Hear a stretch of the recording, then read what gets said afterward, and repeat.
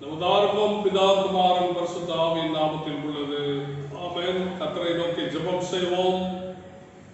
எங்களை அதிகமாய் நேசிக்கிற அன்பின் ஆண்டவரே, இந்த அருமையான காலை வேளைக்காக நன்றியோடு ஸ்தோத்திரிக்கிறோம். காலையிலே தேடுகிறவன் என்னை கண்டடைவான் என்று உடைய திரு வாக்கு எங்களுக்கு சொல்லுகிறது.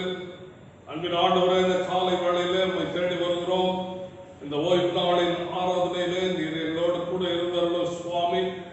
எங்கள் மனதிலே பல்வேறுபட்ட எண்ணங்களும் சிந்தனைகளிலே பல்வேறுபட்ட ஆண்டவரே காரியங்களும் அடங்கி இருந்தாலும் அவை எல்லாவற்றையும் நாங்கள் புறம்பாக்கிவிட்டு உம்மை தரிசிக்கவும், உம்முடைய வசனத்தை கேட்கவும், உம்முடைய சமூகத்திலே எங்களுடைய விண்ணப்பங்களை ஏறெடுக்கவுமாக நாங்கள் இங்கே வந்திருக்கிறோம். ஆண்டவரே, குடும்பமாக அமர்ந்து இந்த தொழுகையிலே நாங்கள் பங்கெடுக்கின்ற போது உம்முடைய ஆவியானவரின் அனுக்கிரகத்தையும் வழி நடத்துதலையும் நீர் எங்களுக்கு தரும்படியாய் நாங்கள் ஜெபிக்கிறோம். கொடுக்கப்பட்டு இருக்கிற இந்த நேரத்தில் ஆண்டவரே, நாங்கள் உம்மை ஆவியிலும் உண்மையிலும் தொழுது கொள்ள நீர் எங்களுக்கு துணை செய்யும். இந்த நேரத்தை நீர் பொருட்படுத்திக் கொள்ளும். இயேசு ரட்சகர் வழியாய் ஜெபம் கேளும் நல்ல பிதாவே, ஆமென். ஆராதனைக்கு ஆரம்பமாக தேவநாம மகிமைக்கென்று நம்முடைய பாடல் புத்தகத்தில் 325வது ஞான பாடலை நாம் பாடுகிறோம். அருள் நிறைந்தவர் பூரண ரட்சகர் தேவரீரே, ஜெபத்தை கேட்கவும் பாவத்தை நீக்கவும் பரத்தில் சேர்க்கவும் வல்லவரே என்ற 325வது ஞான பாடலை நாம் சேர்ந்து பாடலாம்.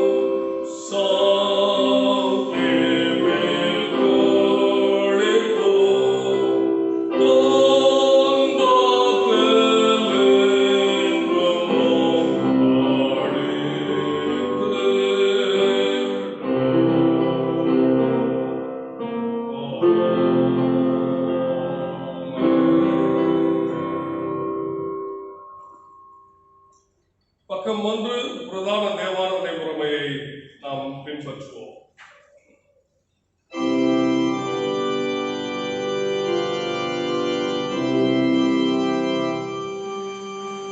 நமது ஆரம்பம் பிதா குமாரன் பரிசுத்த ஆவியின் நாமத்தில் உள்ளது.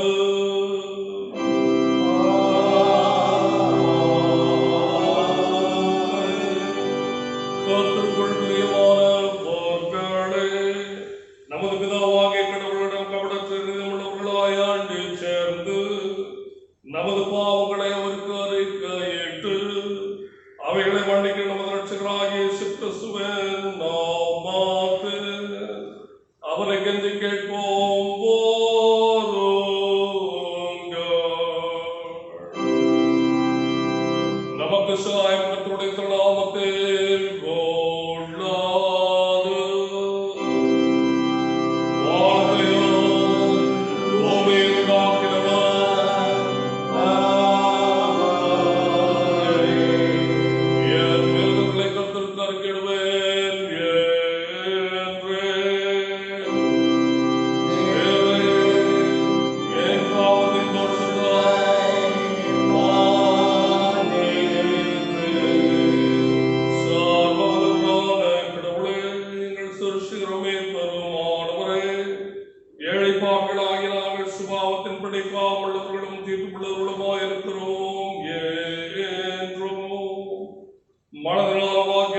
அடக்கினோம். உமக்கு விரோதமாய் பாவம் செய்தோம் என்றும் அறிக்கையிடுகிறோம். ஆதலால் எங்கள் ஆண்டவராகிய இயேசு கிறிஸ்துவே நிமித்தம் நீர் காட்டின கிருபையை தேடி உம்முடைய அளவற்றிருக்கத்தில் அடைக்கலம் போக வருகிறோம். அளவில்லாத கடவுளே,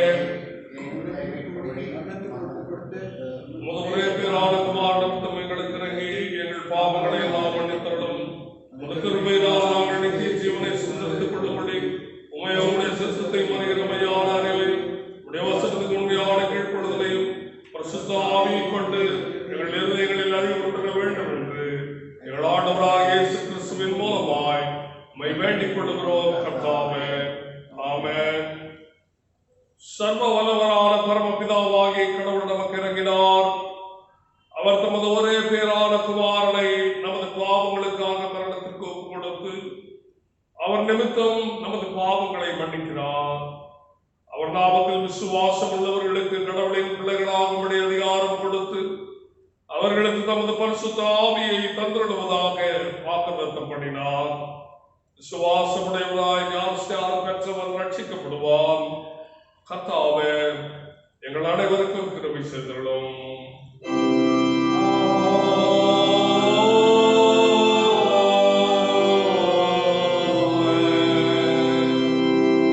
திருத்துவ பண்டிகைக்கு பின் வருகின்ற 9ஆம் ஞாயிறாகிய இன்றைக்கான ஆரம்ப வாக்கியம் அது 102ஆம் பக்கத்திலே காணப்படுகிறது.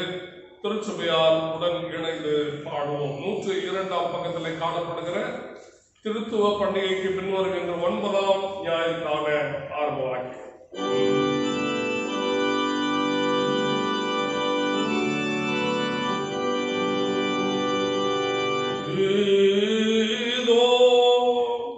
கடவுளனுக்கு சகாயம் ஆண்டவர் என் ஆத்துமாவை ஆதரவுகளோடு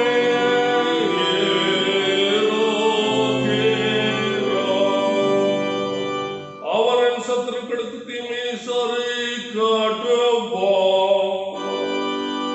உமது சத்தியத்தின்படி அவர்களை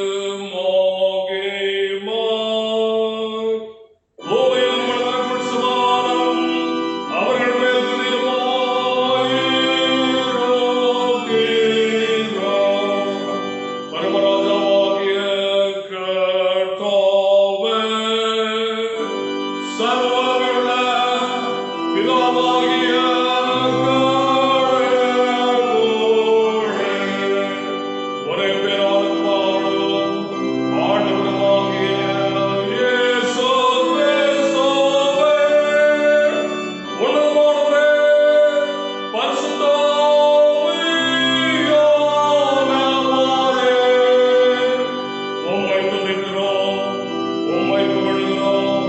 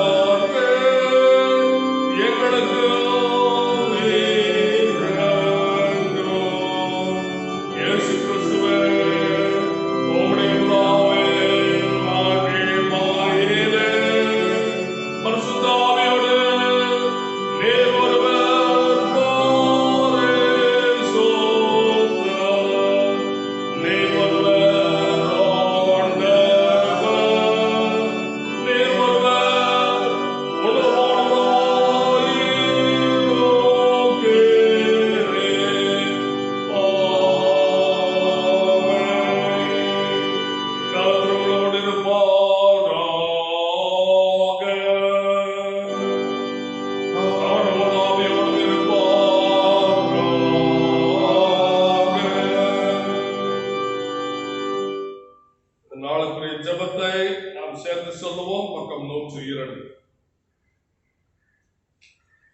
ஆண்டவராகிய கடவுளே, உமது அடியார் செய்யும் ஜெபங்களுக்கு இரக்கமாய் செவி கொடுத்து நாங்கள் வேண்டிக் கொள்ளுகிறவைகளை பெறத்தக்கதாக எப்பொழுதும் உமக்கு சித்தமானவைகளையே கேட்டுக்கொள்ளும்படி செய்ய வேண்டும் என்று உம்மோடும் பரிசுத்த ஆவியோடும் ஏக கடவுளாய் இன்றைக்கும் பிழைத்து ஆண்டு கொண்டிருக்கிற முதுகுமாராகிய கர்த்தர் இயேசு கிறிஸ்துவின் மூலமாய் உம்மை வேண்டிக் கொள்கிறோம். ஆமென். ஆண்டவருடைய திருவசனங்களை நாம் வாசிக்க கவனமாக்கிறோம். பின்வரும் 9ஆம் ஞாயிற்கான முதலாம் வேத வாசிப்பு சங்கீதம் 18 1 முதல் 14 முடிய. என் பலமாகிய கர்த்தாவே, உம்மிலே அன்பு கூறுகிறேன். கர்த்தர் என் கன்மலை, என் கோட்டை, என்னை விடுவிக்கிறார். என் கடவுள், என் அரண், என் அடைக்கலம், என் கேடகம், என் இரட்சணிய கொம்பு, என் உயர்ந்த துர்கம். கர்த்தரை நோக்கி கூப்பிடுவேன், அவரே துதிக்கு பாத்திரர். அப்பொழுது சத்துருக்களில் நின்று ரட்சிக்கப்படுவேன். மரண கட்டுகள் என்னை சுற்றி கொண்டன, அழிக்கும் வெள்ளம் என்னை பயப்படுத்தினது. பாதாள கட்டுகள் என்னை சூழ்ந்து கொண்டன, மரண கண்ணிகள் என் மேல் விழுந்தன. என் நெருக்கத்தில் கர்த்தரை நோக்கி கூப்பிட்டு என் கடவுளை நோக்கி அபயம் விட்டேன். தமது ஆலயத்திலிருந்து என் சத்தத்தை கேட்டார். என் கூப்பிடுதலை அவர் செவிகளில் ஏறிற்று. அப்பொழுது பூமி அசைந்தது, அதிர்ந்தது. அவர் கோபம் கொண்டபடியால் பர்வதங்கள் அஸ்திபாரங்கள் குலுங்கி அசைந்தன. அவர் நாசிலிருந்து புகை எழும்பிற்று. அவர் வாயிலிருந்து வெளிப்பட்ட அக்கினி பட்சித்தது. அதனால் தழல் உண்டது. வானங்களை தாழ்த்தி இறக்கினார். காரிருள் அவர் பாதங்களின் கீழ் இருந்தது. கேருபின் மேல் ஏறி பறந்தார். காற்றின் செட்டைகளை கொண்டு வேகமாய் இறங்கினார். இருளை தமக்கு மறைவிடமும் கருப்புணல்களை ஆகாயத்தை கார்மேகங்களையும் தம்மை சூழும் கூடாரமும் ஆக்கினார். அவர் சன்னதி பிரகாசத்தினால் அவருடைய வேகங்கள் விலகின. கல்மழையும் நெருப்பு தழலும் பொழிந்தன. கர்த்தர் வானங்களில் குமரினார். உன்னதமானவர் தமது சத்தத்தை தொனிக்க பண்ணினார். கல்மழையும் நெருப்பு தழலும் பொழிந்தன. தமது அம்புகளை எய்து அவர்களை சிதறடித்தார். திரளான மின்னல்கள் அவர்களை கலங்கடித்தார். அப்பொழுது கர்த்தாவே, உமது கண்டிப்பினாலும் உமது நாசின் சுவாச பெருங்காற்றினாலும் தண்ணீர்கள் மதகுகள் திறவுண்டு பூதலத்து அஸ்திபாரங்கள் காணப்பட்டன. உயரத்தில் இருந்து அவர் கையை நீட்டி என்னை பிடித்து ஜலப்பிரவாளத்திலிருந்து என்னை தூக்கி விட்டார். ஆமென். கிறிஸ்துவ பள்ளிக்கு பின்வரும் 9ஆம் ஞாயிறு ஆராதனைக்கான 2ஆம் வேத வாசிப்பு பழைய ஏற்பாடு யோபு 38ஆம் அதிகாரம் வசனங்கள் 4 முதல் 18 முடிய வாசித்து கேட்போம். நான் பூமியை அஸ்திபாரப்படுத்துகிற போது நீ எங்கே இருந்தாய்? நீ அறிவாளியானால் அதை அறிவி. அதற்கு அளவு குறித்தவர் யார்? அதன் மேல் நூல் போட்டவர் யார்? இதை நீ அறிந்திருந்தால் சொல்லு. அதன் ஆதாரங்கள் எதின் மேல் போடப்பட்டது? அதன் கோடிக்கல்லை வைத்தவர் யார்? அப்பொழுது விடியற்காலத்து நட்சத்திரங்கள் ஏகமாய் பாடி தேவபுத்திரர் எல்லாரும் கம்பீரித்தார்களே. கர்ப்பத்திலிருந்து வெதிக்கிறது போல் சமுத்திரம் புரண்டு வந்த போது அதை கதவுகளால் அடைத்தவர் யார்? மேகத்தை அதற்கு வஸ்திரமாகவும் இருளை அதற்கு புடவையாகவும் நான் உடுத்தின போதும் நான் அதற்கு எண்ணெயை குறித்து அதற்கு தாழ்பால்களையும் கதவுகளையும் போட்டு இம்மட்டும் வா, மிஞ்சி வராதே, உன் அலைகளின் பெருமை இங்கே அடங்க கடவது என்று நான் சொல்லுகிற போதும் நீ எங்கே இருந்தாய்? துஷ்டர்கள் பூமியிலிருந்து உதறி போடப்படும்படிக்கு அதன் கடையாந்தரங்களை பிடிக்கும் பொருட்டு உன் ஜீவகாலத்தில் எப்போதாவது நீ விடியற்காலத்திற்கு கட்டளை கொடுத்து அருணோதயத்திற்கு அதன் இடத்தை காண்பித்ததுண்டோ?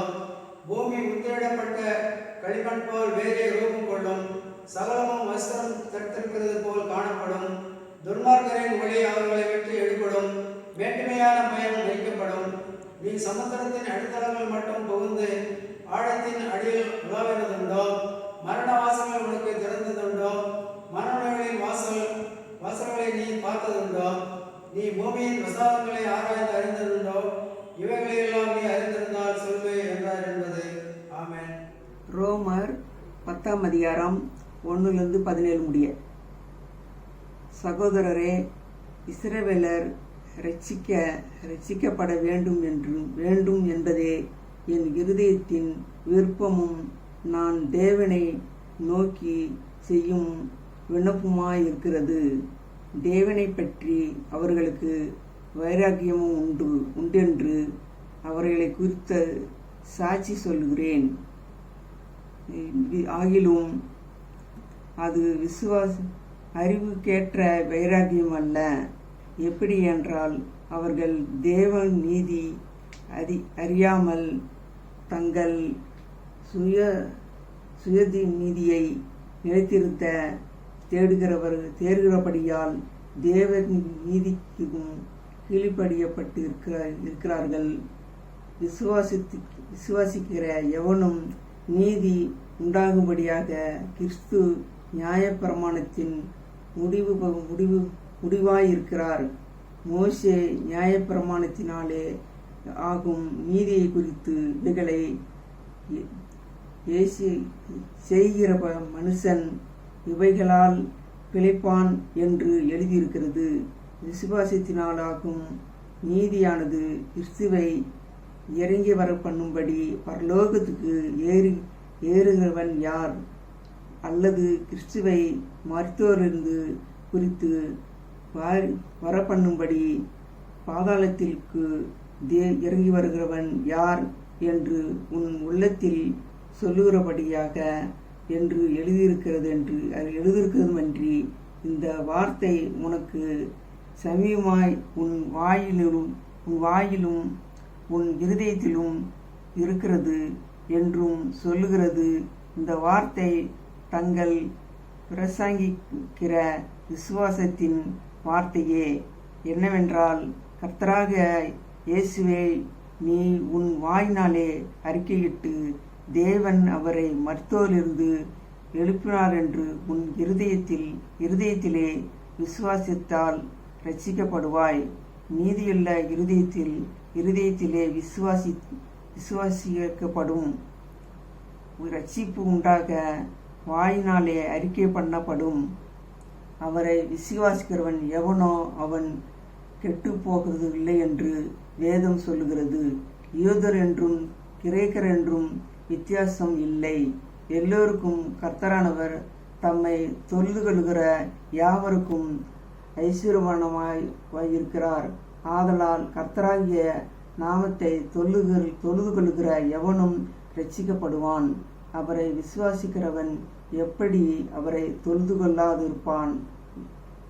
கொள்ளுகிறவர்களாயிருக்கும்படி அவரை குறித்து கேள்விப்பட்டவர்கள் எப்படி விசுவாசிப்பார்கள்?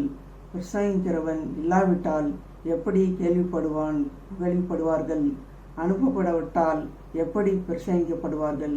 சமாதானத்தை கூறி நற்கிரிகளை சுவிசேஷமாய் அறிவிக்கிறவர்களுடைய பாதங்கள் எவ்வளவு அழகானவைகள் என்று எழுதியிருக்கிறதே. ஆனாலும் சுவிசேஷத்திற்கு எல்லாமும் கீழ்ப்படியவில்லை. அதை குறித்து ஏசையா, கர்த்தாவே எங்கள் மூலமாய் கேள்விப்படத்தே விசுவாசிக்கிறவன் யார் என்று சொல்லுகிறான்.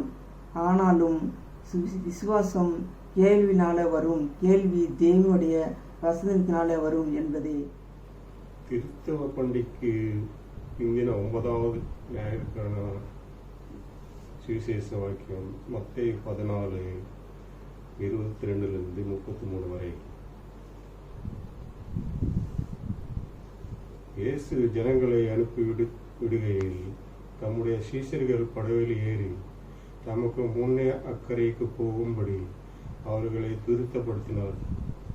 அவர் ஜனங்களை அனுப்பிவிட்ட பின்பு தனிந்து ஜெபம் பண்ண ஒரு மலையின் மேல் ஏறி சாயங்காலமான போது அங்கே தனிமையில் இருந்தார். அதற்குள்ளாக படகு நடுக்கடலிலே சேர்ந்து எதிர்காற்று இருந்தபடியினால் அலைகளினால் அலைப்பட்டது. இரவில் 4ஆம் ஜாமத்திலே இயேசு கடல் மேல் நடந்து அவர்கள் இடத்துக்கு வந்தார். அவர் கடலின் மேல் நடக்கிறதை சீஷர் கண்டு கலக்கமடைந்து ஆவேசம் என்று சொல்லி பயத்தினால் அலறினார்கள். உடனே இயேசு அவர்களோடு பேசி, இடங்கொள்ளுங்கள், நாம் தான் பயப்படாதீர்கள் என்றார். பேதுரு அவரை நோக்கி, ஆண்டவரை, நீரேயானால் நான் ஜலத்தினாலே நடந்து உம்மிடத்தில் வர கட்டளையிடும் என்றார். அதற்கு அவர், வா என்றார். அப்பொழுது பேதுரு படவை விட்டு இறங்கி இயேசுவிடத்தில் போக ஜலத்தின் மேல் நடந்தான். காற்று பலமாயிருந்ததைக் கண்டு பயந்து அமிழ்ந்து போகையில், ஆண்டவரே, என்னை ரட்சியும் என்று கூப்பிட்டான். உடனே இயேசு கையை நீட்டி அவனை பிடித்து, அற்ப விசுவாசியே, ஏன் சந்தேகப்பட்டாய் என்றார். அவர்கள் படவில் ஏறினவுடனே காற்று அமர்ந்தது. அப்பொழுது படவில் உள்ளவர்கள் வந்து, மெய்யாகவே நீர் தேவனுடைய குமாரன் என்று சொல்லி அவரை பணிந்து கொண்டார்கள் என்பதே. நம்முடைய பாடல் புத்தகத்தில் 441வது ஞான கீர்த்தனையை நாம் பாடுவோம். 6 இடத்தில் ஏகுவேன் நான் ஆதரி ஐயா என்ற 441வது பாடலின் 2வது கவி மட்டும் நாம் பாடுவோம்.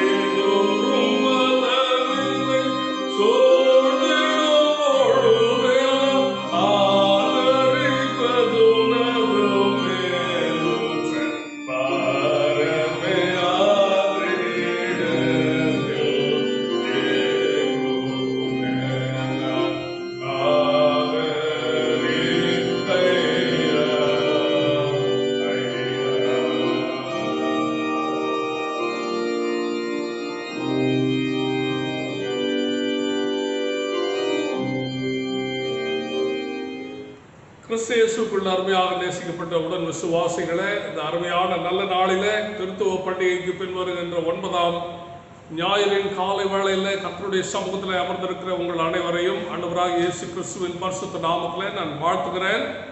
அன்பானவர்களே, கர்த்தர் கடந்து போன வாரம் முழுவதுமாக நம்மோடு கூட இருந்து நம்மை தாங்கி வழி நடத்தி வாதை உன் கூடாரத்தை அணுகாது என்ற அவருடைய திருவாக்கின் அடிப்படையில் நம்மை பாதுகாத்து பராமரித்து வந்தார். அது மட்டுமல்ல, இந்த நாளிலே நாம் சுகத்தோடும் பலத்தோடும் ஜீவனோடும் கர்த்தருடைய சமூகத்தில் அவருடைய வார்த்தையை கேட்கும்படியாக அமரச் செய்திருக்கிறார். கர்த்தருடைய பரிசுத்த நாமத்துக்கு மகிமை உண்டாவதாக. அன்பானவர்களே, நாம் கடந்த வாரத்தில் ஏற்கனவே தியானித்த வண்ணமாக இயேசு ஆண்டவர் இந்த உலகத்தில் அவர் நிகழ்ப்பித்த அற்புதங்களை குறித்து நாம் தியானித்துக் கொண்டு வருகிறோம். கடந்த வாரத்தில் இயேசு ஆண்டவர் 5 அப்பம் 2 மீன்களை கொண்டு 5000 பேரை போஷித்த ஒரு மிகப்பெரிய அற்புதத்தை 4 சுவிசேஷங்களிலும் பதிக்கப்பட்டிருக்கின்ற ஒரு உன்னதமான அற்புதத்தை நாம் பார்த்தோம். இன்றைக்கு மத்தேயு எழுதின சுவிசேஷம் 14ஆம் அதிகாரம் 22 முதல் 33 வரை அடங்கியுள்ள பகுதியிலே காணப்படுகின்ற வேறொரு அற்புதத்தை குறித்து நாம் இன்றைக்கு தியானிக்க இருக்கின்றோம். இந்த அற்புதம் நம்ம எல்லாருக்குமே தெரிந்த ஒரு அற்புதமாக இருக்கிறது. ஏனென்று சொன்னால், இயேசு ரட்சகர் மட்டுமே கடலின் மேல் நடந்தார். ஆனால் இயேசு ரட்சகர் கடலின் மேல் நடப்பதை பார்த்துவிட்டு ஒரு மனிதனும் ஆசை கொள்ளுகிறார். என்னவென்று, தானும் இயேசுவை போலவே கடலின் மேல் நடக்க வேண்டும் என்று ஆசைப்படுகின்றார். அதுதான் நம்முடைய தியான பகுதியாக, இன்றைய நாளின் தியான பகுதியாக இருக்கிறது. இது ஒரு அற்புதமான சம்பாஷணை. இயேசுவும் பேதுருவும் வேதாகமத்திலே பல இடங்களிலே அவர்கள் பேசி இருக்கிறார்கள். பல இடங்களிலே இயேசுவுக்கும் பேதுருவுக்கும் இடையில அடிக்கடி சம்பாஷணைகள் நடப்பதை நாம் வேதாகமத்தை வாசித்தால் புரிந்து கொள்ளலாம்.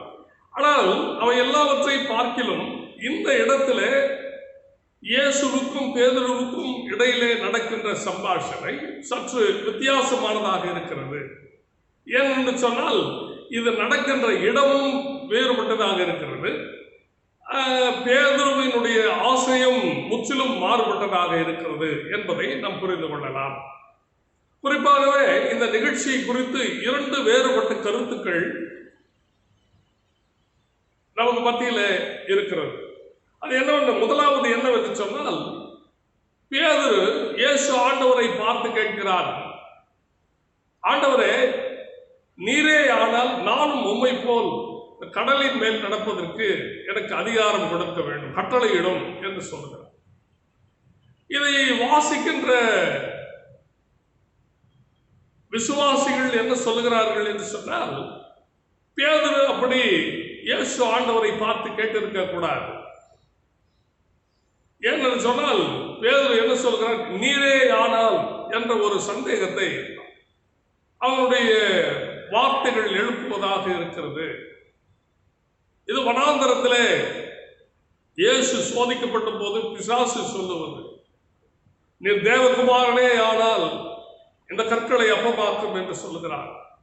அதே போல சிலுவையில் இருக்கின்ற போது, நீர் தேவகுமாரனே ஆனால் இந்த சிலுவையை விட்டு இறங்கி வா, அல்லது நீர் தேவகுமாரனே ஆனால் நீ உன்னையும் ரட்சித்துக் கொள், எங்களையும் ரட்சி என்று சொல்லுகின்ற. ஆகவே அது இயேசு ஆண்டவருக்கு விடப்படுகின்ற ஒரு சவாலை போல அந்த வார்த்தைகள் அமைந்திருப்பதை ஒரு சாரார் மிக கடுமையாக அவர்கள் ஆட்சேபிக்கின்றார். மாறாக பேதுரு என்ன செய்திருக்க வேண்டும் என்று சொன்னால், அவன் வாயை மூடிக்கொண்டு அமைதியாக படகிலே விசுவாசத்தோடு ஜெபித்துக் கொண்டு இருந்திருக்க வேண்டும்.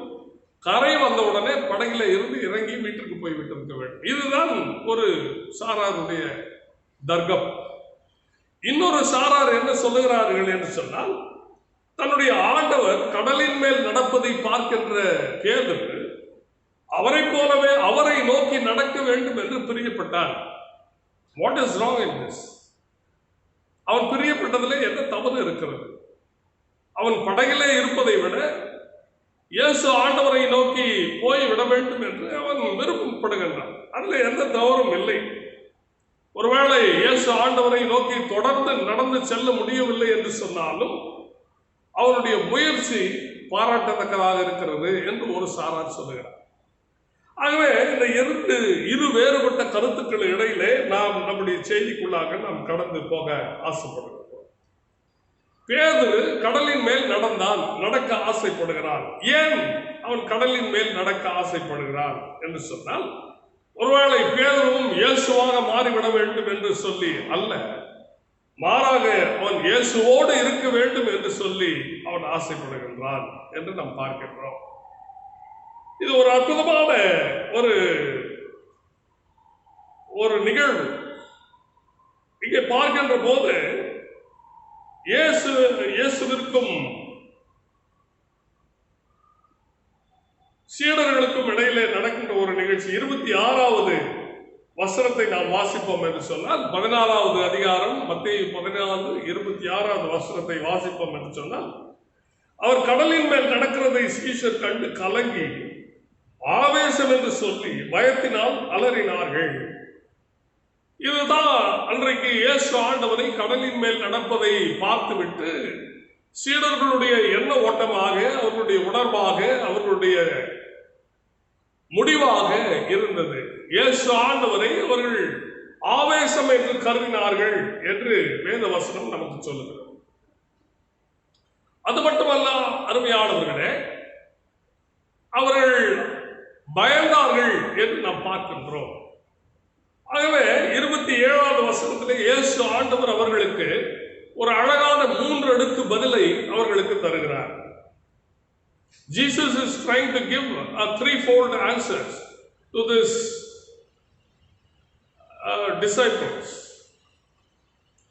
முதலாவது நாம் பார்க்கின்ற விஷயம் என்னவென்று சொன்னால், 27வது வசனத்திலே பார்க்கின்ற போது, உடனே இயேசு அவர்களோடு பேசி, தைரியமாயிருங்கள், நான் தான், பயப்படாதீர்கள் என்று சொல்லுகிறார். 3 காரியத்தை சொல்லுகிறார். 1, தைரியமாயிருங்கள், be courageous, தைரியமாயிருங்கள் என்று சொல்லுகிறார். இந்த தைரியமாயிருங்கள் என்று சொல்லுகின்ற வார்த்தை மிக சாதாரணமான வார்த்தையாக நாம் எடுத்துக்கொள்ளக்கூடாது. அருமையானவர்களே, ஒருவேளை அந்த சூழ்நிலையை நாம் பார்க்கின்ற போது யார் ஆதரிப்பார்கள், யார் தங்களோடு நிற்பார்கள், யார் தங்களுக்கு உதவி செய்வார்கள், யார் தங்களை காப்பாற்றுவார்கள் என்றெல்லாம்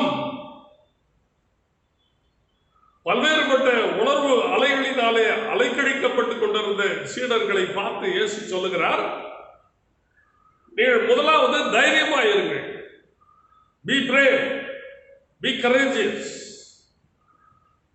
இரண்டாவது அவர் என்ன சொல்லுகிறார் என்று சொன்னால், நான் தான், இட் இஸ் ஐ என்று சொல்லுகிறார். இட் இஸ் ஐ என்று சொல்லுகின்ற போது ஐ ஆம் என்று சொல்லுகின்றோம். இதைதான் நாம் என்ன பார்க்கிறோம் என்று சொன்னால், பழைய ஏற்பாட்டிலே மோசே கேட்கிறார், ஆண்டவரே, பார்வோன் உன்னை யார் அனுப்பினது என்று என்னை பார்த்து கேட்டால் நான் என்ன சொல்ல வேண்டும் என்று சொல்லும்போது, கடவுள் அவனுக்கு அளிக்கின்ற பதில் என்னவென்று சொன்னால், இருக்கிறவராகவே இருக்கிறவர் என்னை அனுப்பினார் என்று சொல்ல. ஆகவே அந்த I am that I am, நானாகவே இருக்கிறேன் என்று சொல்லுகிறார். ஆகவே நான் தான் என்று சொல்லுகிறார். ஆகவே சீஷர்களுக்கு இயேசு ஆண்டவர் என்ன சொல்ல விரும்புகிறார் என்று சொன்னால், நேற்று அவர் யாராக இருந்தாரோ, இன்றைக்கு யாராக இருக்கிறாரோ, நாளைக்கும் அவராகவே அவர் தொடரப் போகிறார். நேற்றும் இன்றும் என்றும் மாறாதவராக அவர் இருக்கிறார். ஆகவேதான் அவர் சொல்லுகிறார், நான் தான் என்று சொல்லுகிறார். மூன்றாவதாக அவர் சொல்லுகின்ற விஷயம் என்னவென்று சொன்னால், பயப்படாதீர்கள் என்று சொல்லுகிறார். Fear not என்று சொல்லுகிறார். அருமையானவர்களே, வேதாகமத்தை நாம் புரட்டி பார்க்கின்ற போது ஏறக்குறைய 365 முறைகள் இந்த பயப்படாதிருங்கள் என்ற வார்த்தை நமக்கு சொல்லப்பட்டிருக்கிறது வேதாகமத்தில். ஆல்மோஸ்ட் 365 times இந்த வார்த்தை சொல்லப்பட்டிருக்கிறது, பயப்படாதிருங்கள், fear not. அப்படியானால் என்ன அர்த்தம்? வருடத்திற்கு ஒரு முறை 365 நாட்கள், ஒவ்வொரு நாளும் ஆண்டவர் நம்மை பார்த்து சொல்லுகிறார், பயப்படாதீர்கள் என்று சொல்லுகிறார். நாம் அநேக காரியங்களினாலே கலங்கி திரிகிறோம், பயக்கப்படுகின்றோம். அப்படிப்பட்ட நமக்கு பார்த்து ஆண்டவர் சொல்லுவது 3 காரியங்களை சொல்லுகிறார். 1, தைரியமாயிருங்கள். 2வது, நான் தான். 3வது, பயப்படாதிருங்கள் என்று சொல்லுவதை நாம் பார்க்கின்றோம். அருமையானவர்களே, இந்த பதிலை கேட்ட உடனே சீடர்கள் எல்லாரும் என்ன செய்திருக்க வேண்டும் என்று சொன்னால் மகிழ்ச்சியோடு இருந்திருக்க வேண்டும்.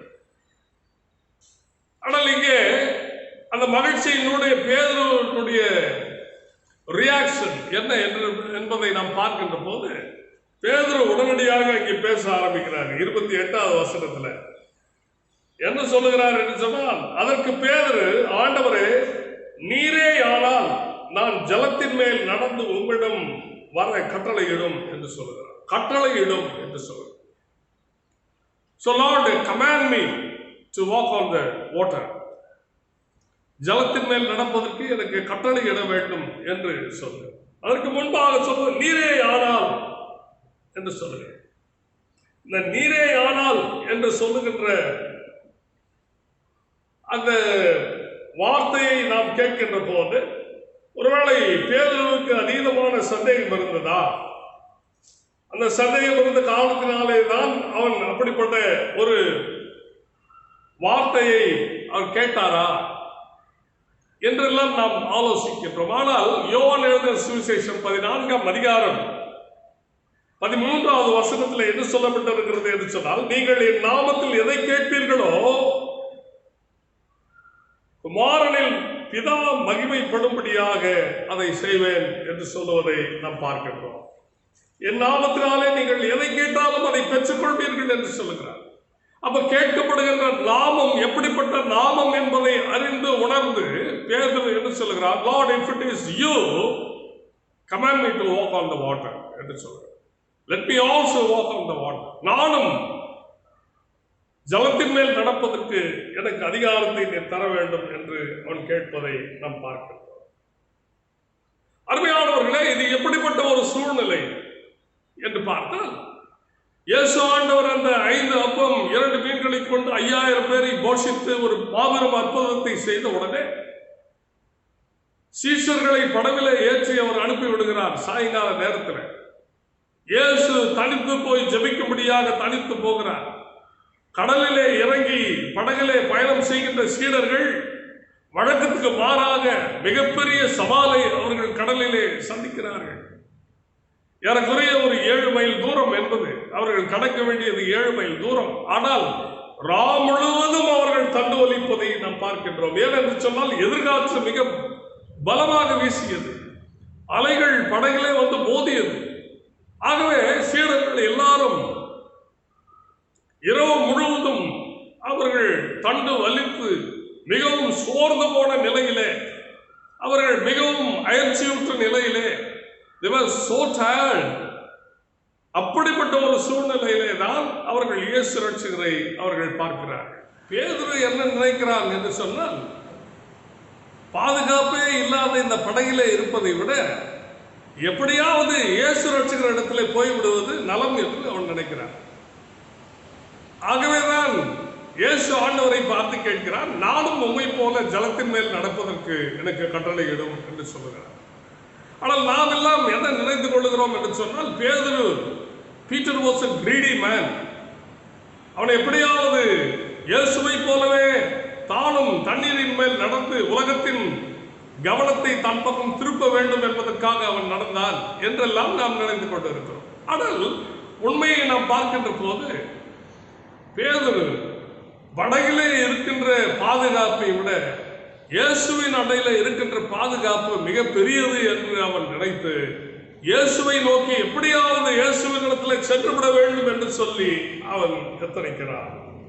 இயேசு அவருடைய வேண்டுகோளை நிறைவேற்றுகின்றவராக வா என்று சொல்லுகிறார். 29வது வசனம், அவர் வா என்றார் என்று சொல்லுகிறார். அவர் வா என்று சொல்லுகிறார்.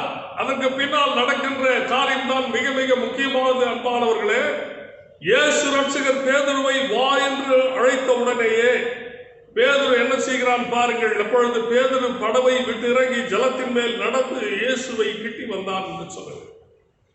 He got down from the boat. அவன் படகிலே இருந்து மிக சுகமாக அமர்ந்து கொண்டிருந்த, பாதுகாப்பாக இருந்த அந்த படகிலே இருந்து அவன் கீழே தன்னுடைய காலை வைக்கிறான். He got down from the boat. அவன் அங்கே இருந்து வெளியில வருகிறான் என்பதை நாம் பார்க்கிறோம். அருமையானவர்களே, அலைக்கடலிலே இரவு முழுவதும் தூங்காமல் தண்டு அலித்து சோர்வடைந்து பல்வேறுபட்ட திகில், ஒரு நிச்சயமற்ற தன்மை, எதிரிலே ஆவியாக யாரோ ஒருவர் நின்று கொண்டிருக்கிறார். இப்படிப்பட்ட எல்லா சூழ்நிலைகளிலும் இயேசு ரட்சகர் என்னை வா என்று அழைத்த மாத்திரத்திலேயே எல்லாவற்றையும் விட்டுவிட்டு எல்லாவற்றையும் மறந்துவிட்டு உடனடியாக கடலின் மேல் நடப்பதற்கு அவன் சித்தம் கொண்டவனாக, ஆயத்தம் கொண்டவனாக அவன் படகிலே இருந்து கடலிலே இறங்கி காலை வைக்கிறான் என்று நாம் பார்க்கிறோம். எப்படி வருகிறான்? ஒருவேளை Peter's love was imperfect and it is weak. Peter's love was imperfect and it is weak, but it is very realistic love. அது மிகவும் உண்மையான நிச்சயமான அன்பாக அது இருந்ததை நாம் பார்க்கின்றோம். மறுபடியும் பேதுரு கீழே இறங்கின உடனே நடப்பது என்னவென்று சொன்னால், அவன் இயேசுவை நோக்கி வருகிறான். இயேசுவை நோக்கி நடந்து வருகின்ற போது, as long as he was looking at Jesus, he was able to walk on the water. My dear brothers and sisters, இயேசுவின் மேல் தன்னுடைய பார்வையை பதிய வைத்துக் கொண்டு அவன் நடந்து வருகின்ற வரையிலும் அவனுக்கு எந்த பிரச்சனையும் இல்லை என்பதை நாம் பார்க்கின்றோம்.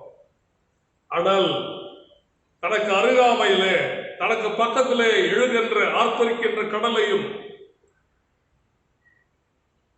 ஓயாமல் அடித்துக் கொண்டிருக்கின்ற அலைகளையும், ஓயாமல் வீசிக்கொண்டிருக்கின்ற காற்றையும் பார்த்த உடனேயே பேதுரு தண்ணீரின் உள்ளே மூழ்குகிறார் என்று பார்க்கிறோம். தண்ணீரின் உள்ளே மூழ்கின உடனேயே பேதுரு என்ன சொல்லுகிறார் என்று சொன்னால், ஆண்டவரே என்னை ரட்சியும் என்று கதறி கூப்பிட்டான் என்று சொல்லுகிறது. இது கொஞ்சம் வித்தியாசமா இருந்தது. ஏன்னு சொன்னால், ஒரு மீனவன் கடலிலே குதிப்பதற்கு, கடலிலே மூழ்குவதற்கு அவன் இவ்வளவு பயப்படுவானா என்ற ஒரு கேள்வி நாம் நம்முடைய உள்ளத்திலே எழுப்ப வேண்டியவர்களாக இருக்கிறோம். அருமையான why then Peter was crying loudly? ஏன் அவன் சத்தமாக கதறி இயேசு ஆண்டவரை அழைத்தான் என்று பார்த்தால், அன்பானவர்களே, அதுதான் ஆண்டவருடைய சித்தமும் திட்டமுமாக இருக்கிறது என்று பார்க்கிறோம். இது ஒரு பிராக்டிக்கலா ஆண்டவர் நம்ம எல்லாருக்கும் ஏதோ ஒரு காரியத்தை அவர் சொல்ல விரும்புகிறார். அதாவது ஆண்டவருடைய கட்டளையை பெற்றுக்கொண்டு ஆண்டவரை நோக்கி நடந்து வருகின்ற பேதுரு ஆண்டவரின் மேல் தன்னுடைய பார்வையை விலக்கி, ஆண்டவரிடத்திலே இருந்து தன்னுடைய பார்வையை விலக்கி தனக்கு சுற்றும் பக்கத்திலும் இருக்கின்ற கடலை நோக்குகின்ற போது அவன் தன்னுடைய நோக்கத்தை தவற விடுகின்றவனாக இருக்கிறான். நோக்கத்தை தவறவிட்டு ஆழ்கடலிலே அமிழ்ந்து போகின்றவனாக இருக்கிறான். ஆகவே அவன் அலறி துடிக்கிறான். அவன் மூழ்கி போய்விடுவான் என்பதற்காக அல்ல, எங்கே இயேசுவை சேராமல் போய்விடுவேனோ என்று பேதுரு அலறுவதை பார்க்கிறோம். நன்றாக கவனத்தில் கொள்ள வேண்டும். பேதுரு கடலிலே மூழ்கி எங்கே செத்து விடுவானோ என்று சொல்லி அவன் கதறவில்லை. மாறாக இயேசுவை எங்கே தவற விட்டு விடுவேனோ, இயேசுவிடத்திலே போகின்ற தன்னுடைய பயணம் எங்கே முற்றுமெறாமல் முடிந்துவிடப் போகிறதோ என்று அவன் பயந்து அலறினான். ஆகவே தான் சொன்ன, ஆண்டவரே என்னை ரட்சியும் என்று சொல்கிறார். Lord save me என்று சொல்கிறார். அருமையான கர்த்தாவின் ஜனமே, ஒரு மிகப்பெரிய ஒரு சத்தியத்தை நமக்கு சொல்லுகிறதாக இருக்கிறது. மிகப்பெரிய சத்தியத்தை நமக்கு சொல்லுகின்ற கர்த்தருடைய வசனமாக இது இருக்கிறது. பேதுருவினுடைய தைரியம். ஒருவேளை எல்லாரும் சொல்லலாம், மற்ற சீடர்கள் எல்லாம் படகுல அமைதியா உட்கார்ந்துக்கிறாங்க இல்லையா, அதே மாதிரி பேதுருவும் சைலண்டா உட்கார்ந்து கரை வந்த உடனே இறங்கி போயிட்டு சொல்லலாம். ஆனால் இயேசு என்று அறிந்தவுடன் கூட இந்த சீடர்கள் ஒருவர் கூட இயேசுவை போல இயேசுவின் இடத்திற்கு தாங்களும் செல்ல வேண்டும் என்ற முயற்சி செய்வதை நாம் பார்க்கிறோம். யாருமே அந்த முயற்சி செய்யவில்லை. ஒரே ஒருவன் பேதுரு மட்டும்தான் எழுந்து நின்று, let me go to Jesus, let me walk on the water and reach Jesus. இயேசுவின் இடத்திற்கு நான் ஜலத்தின் மேல் நடந்து இயேசுவை சென்றடைய வேண்டும் என்று பிரியப்பட்டு அவன் செல்கிறான். இன்றைக்கு நம்முடைய வாழ்க்கையில கூட நாம் அப்படித்தான் இருக்கிறோம். எப்படி என்று சொன்னால், மற்ற சீஷர்களைப் போல நாம் இருக்கிறோம். ஒரு படகுல நம்ம அமைதியாக உட்கார்ந்து கொண்டு ஒரு கம்ஃபர்ட் ஜோன், ஒரு கம்ஃபர்ட் லைஃபை நாம் வாழ்ந்து கொண்டு, இது என்னுடைய வாழ்க்கை, இது என்னுடைய குடும்பம், இவர்கள் என்னுடைய பிள்ளைகள், இது என்னுடைய சம்பாத்தியம், நாங்கள் இப்படித்தான் இருப்போம் என்று சொல்லி நாம் வாழ்ந்து கொண்டிருக்கிறோம். ஆனால் இயேசுவின் இடத்திற்கு நீ வர வேண்டும் என்று சொன்னால், நீ அப்படிப்பட்ட ஒரு கம்ஃபர்ட் ஜோனில் இருந்து நீ வெளியில வர வேண்டும்.